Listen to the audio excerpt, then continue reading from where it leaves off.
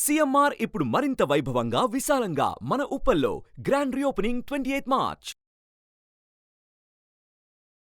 నమస్తే, welcome to Suman TV. నేను మీ యామ్ని. ప్రస్తుతం మనతో ఉన్నారు ప్రముఖ ఆధ్యాత్మికవేత్త గురుస్వామి డాక్టర్ బ్రహ్మశ్రీ రాజన్ నమూద్రి గారు ఉన్నారు. గురుగారితో మనం మాట్లాడదాం. నమస్కారం గురుగారు. నమస్కారం అమ్మా. గురుగారు, ఇప్పుడు క్రోధినామ సంవత్సరం కాబట్టి కేరళ పద్ధతిలో ఉంది. వృశ్చిక రాశి వారికి అసలు ఏ విధంగా ఉంటుంది? ఆర్థికంగా కానీ, వ్యాపారస్తులు కానీ, ఈ రంగానికి సంబంధించిన తెలియచేయండి. నమస్కారం. శ్రీ మహాగణపతి దేవతోభ్యో నమః. చూసే వీక్షకులకు నమస్కారం. క్రోధి నామ సంవత్సరం శుభాకాంక్షలు. 24 అంటే 2024 సంవత్సరం నుండి 2025 ఏప్రిల్ వరకు కూడాను వృశ్చిక రాశి వారికి మంచి గజయోగం పట్టబోతుంది, అదృష్టం పట్టబోతుంది. వాళ్ళకి ఎలాంటి శని, అష్టమి శని దిగబోతుంది. ఎందుకంటే ఇన్ని సంవత్సరాల పాటు కూడాను వాళ్ళకి పట్టుకున్నటువంటి శని ఏదైతే ఉందో, అంటే శనీశ్వరుని ఒక గ్రహము మారి గురుగ్రహం ప్రవేశిస్తుంది. ఆ ఒక రాసులు ఫలితాలు మారబోతున్నాయి కాబట్టి శుభ సూచ ఫలితాలు రావటం అనేది జరుగుతుంది. ఎక్కువ శాతము వృశ్చిక రాశి వాళ్ళు ఉండవచ్చింది టీచర్ రంగంలో ఉంటారు, టీచింగ్ రంగంలో ఉంటారు, లేదంటే సైంటిస్టులు ఉంటారు, అడ్వకేట్స్ ఉంటారు.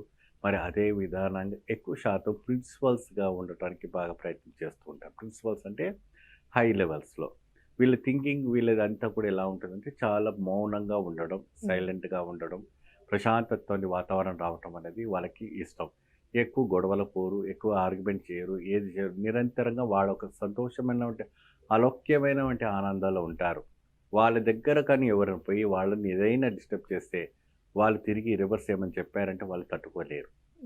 వృశ్చిక రాశిలో ఉన్నవంటి తేలుకుట్టినట్టుగానే వార్తలు ఉంటాయి వాళ్ళ దగ్గర కూడా. కాబట్టి జాగ్రత్తగా ఉండాలి. వాళ్ళు ఎంత శ్రద్ధ భక్తి ఓపికతో వాళ్ళు ఉంటే అంత మంచిది. ముఖ్యంగా మీరు ఎక్కువ శాతం వీళ్ళు లలితా పారాయణం చేసుకుంటే చాలా మంచిది. ఏమా రోజు కూడాను పురుషులైనా స్త్రీలైనా వృశ్చిక రాశితో ఉన్నవాడు ఎవరైతే ఉన్నారో లలిత పారాయణం చేసుకుంటే చాలా మంచిది. ఆంజనేయ స్వామి ఉపాసన చేసుకోవడం కూడా చాలా అద్భుతం. వీళ్ళ అదృష్టానికి విదేశం ప్రయాణము, పోలీస్ రంగంలో ఉన్న వారికి మంచి అధికారం పదవి రావటము, మరియు అదే విధంగా అడ్వకేట్స్కి మంచి పదవి రావటము, మరి ప్రొడ్యూసర్స్కి, యాక్టర్స్కి కూడాను మంచి అవకాశాలు రావటము, బిజినెస్ రంగంలో అనేక రకమైనటువంటి బిజినెస్ ఉన్నాయి. చాలా అద్భుతమైనటువంటి యోగదాయకం రావటం అనేది జరుగుతుంటుంది. కాలానికి తీర్థంగా ఉండేటట్టుగా ఉన్నటువంటి యోగం కనపడుతుంది. అలానే ఇప్పుడు వివాహానికి సంబంధించి ఏ విధంగా ఉండొచ్చండి వాళ్ళకి? వృశ్చిక రాశి వారికి వివాహానికి నవంబర్ మాసం నుంచి ప్రయత్నం చేస్తే తప్పకుండా అవుతుంది. ఈ మధ్యకాలంలో ఎటువంటి కూడా ముహూర్తాలు లేవు, చూసుకోవడాలు కూడా ఉండవు. కాబట్టి నవంబర్ కార్తీక మాసం నుంచి మీరు ప్రయత్నం చేస్తే ఖచ్చితంగా వివాహానికి కావటం అనేది జరుగుతుంది. సంతానానికి కూడాను మంచి యోగదాయకం నాడి కలుగుతుంది. ఇన్ని సంవత్సరాల్లో మీరు ఏదైనా బాధపడి ఉంటే అది కూడా తొలగిపోతుంది. గురుగారు, ఇప్పుడు కోర్టు సమస్యలు ఉన్న వాళ్ళకి ఏ విధంగా ఉండొచ్చు? వృశ్చిక రాశి వాళ్ళకి ఎక్కువ శాతం కోర్టు కేసు సమస్యలు ఏదైనా ఉన్నా అది వాళ్ళకు కూడా మంచి ఒక తీర్పు రావటం అనేది జరుగుతూ ఉంటుంది. వీళ్ళు ప్రత్యేకంగా ఆలయ దర్శనం చేసుకున్నప్పటికీ ప్రత్యేకంగా దుర్గాదేవి ఆలయంలో కొబ్బరి దీపం నైవేద్యం పెట్టి దానం చేయాలి.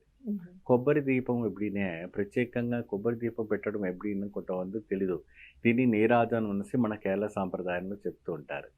మీరు ఒక వైట్ గుడ్డలో దాంట్లో వైట్ బియ్యం వేసి ఒక ముడి వేసి దాంట్లో కొబ్బరికాయల్లో కొబ్బరి నూనె వేయండి.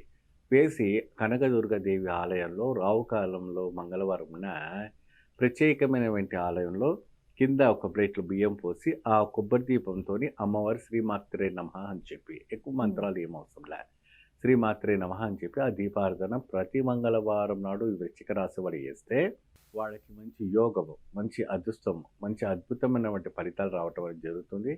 ఎక్కువగా మీరు టెన్షన్ పడే అవసరం లేదు. ఎందుకంటే చిన్న దానికి బాగా టెన్షన్ పడుతూ ఉంటారు. వృశ్చిక రాశి వాళ్ళకి సెన్సిటివ్ మైండ్గా ఉంటారు. కాబట్టి ఆ ఒక సెన్సిటివ్ మైండ్ని తొలగించుకోవాలి, అదృష్టాన్ని బాగా మీరు కేటాయించుకోవాలంటే ఈ యొక్క యోగదాయకమైనటువంటి సేవ చేస్తే మంచి ఫలితం లభిస్తుంది. కొబ్బరి దీపము చేసే సమయంలో ఏకభుక్తాన్ని సేవించాలి. ఏమా ఏకభుక్తం ఎప్పుడైనా ఆకుతోనే భోజనం, అట్టాకుగా చేయాలి. అట్టాకుల్లో కూడాను దాంట్లో కొన్ని నిబంధనలు ఉన్నాయి. కొన్ని ఏంటి ఎప్పుడైనా నిబంధనలు అంటే ఉప్పు లేని వంటి భోజనాలు కొన్ని ఉంటాయి. ఏమ్మా కొన్ని ఉప్పుతో చేసుకున్న వంటి భోజనాలు ఉంటాయి. సో సో ఉప్పు లేని భోజనాలు ఏంటంటే పెరుగన్నంలో ఉప్పు వేయకూడదు. ఉప్పు వేయకుండా మీరు స్వీకరించండి. అటువంటి కొన్ని దోషాలు ఉన్నా మీకు అస్తమించిపోతుంటాయి. ఎందుకంటే శని దోషం ఉండడం వల్ల ఇతర ఒక గ్రహాలు కూడా దానిపైన ఒత్తిడి పెట్టడం వల్ల మీకు కూడా కొన్ని టెన్షన్స్ పెరుగుతుంటాయి. పిల్లల టెన్షన్స్ కానీ ఇంకెన్నో టెన్షన్స్ ఉంటుంటాయి. ఆ టెన్షన్స్ అన్నీ పోయి మంచి యోగం పట్టాలంటే ఈ యోగం పట్టాలి.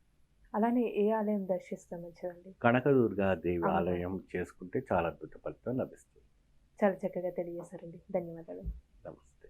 సుమన్ టీవీలో మీ పర్సనల్ అండ్ బిజినెస్ ప్రమోషన్స్ కోసం కింది నెంబర్కి కాంటాక్ట్ చేయండి.